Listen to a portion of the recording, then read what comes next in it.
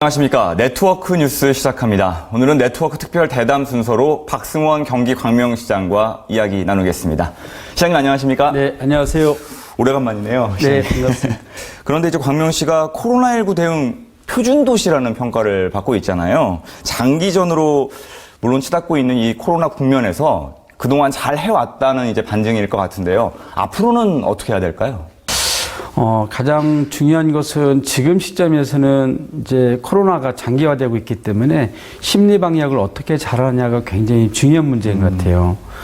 시민들께서 이제 코로나가 길어지면서 너무 지쳤잖아요. 네. 그래서 마음으로 안아주고 좀 눈빛으로 따뜻하게 격려하는 그러한 우리의 좀 새로운 모습이 필요하지 않겠나 싶습니다. 그래서 그런 고민을 하다가 저희 광명시가 심리방역 지원단을 만들었거든요. 네. 그래서 시민들 모두가 원한다면 심리검사도 무료로 지원도 하고 또 치료비도 지원하는 그런 시스템을 좀 갖췄는데요. 심리적으로 우울감이나 분노 이런 것들이 좀 가라앉을 수 있도록 시민들과 끊임없이 심리방역 지원단에 적극적으로 나설 생각입니다. 네.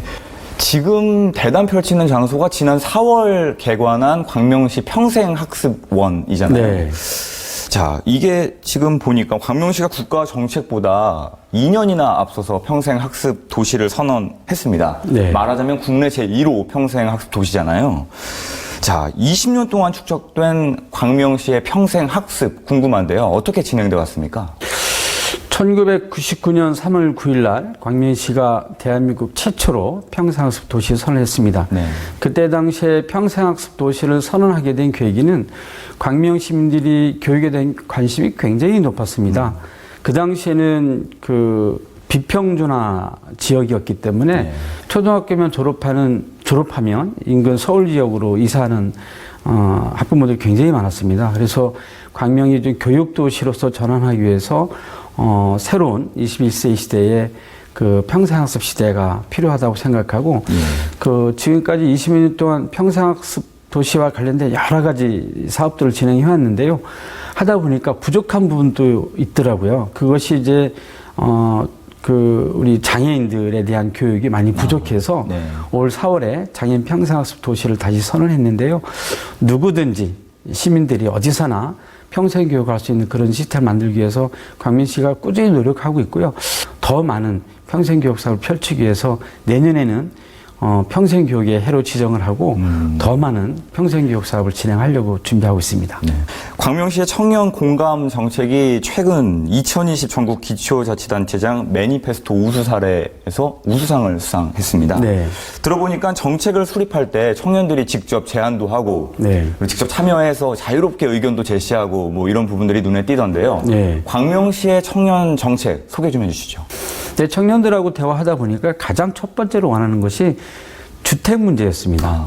네. 그래서 내년부터는 이 신혼부부와 청년들을 위한 전월세 그 대출 이자 지원 사업을 좀 하기로 했고요.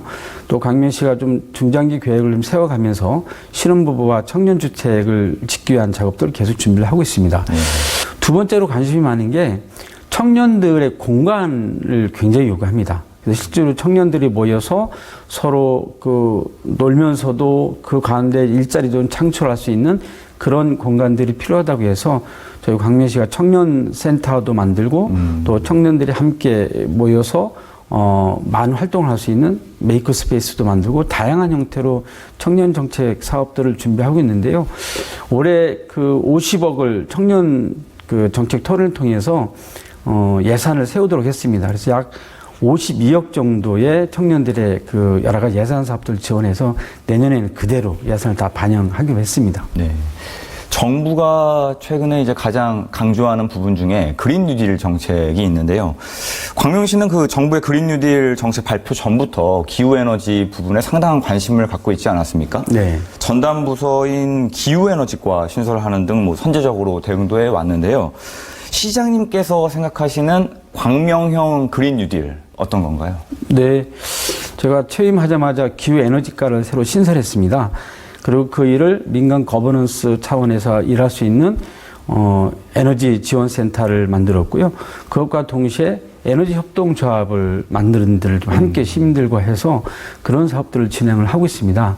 그래서 이번에 저희 도서관 옥상에 햇빛 발전소를 하나 설치를 했는데 햇빛 발전소. 예, 지속적으로 예, 네. 공공시설 옥상에 태양광 설치하는 작업들을 계속 하고 있고요. 그 외에 시민들이 넷제로 시대를 이제 만들기 위해서 넷제로 카페를 지정해서 그 공간에서도 시민들이 교육하고 그리고 동아리 활동할 수 있도록 그런 지원 사업들을 좀 하고 있습니다.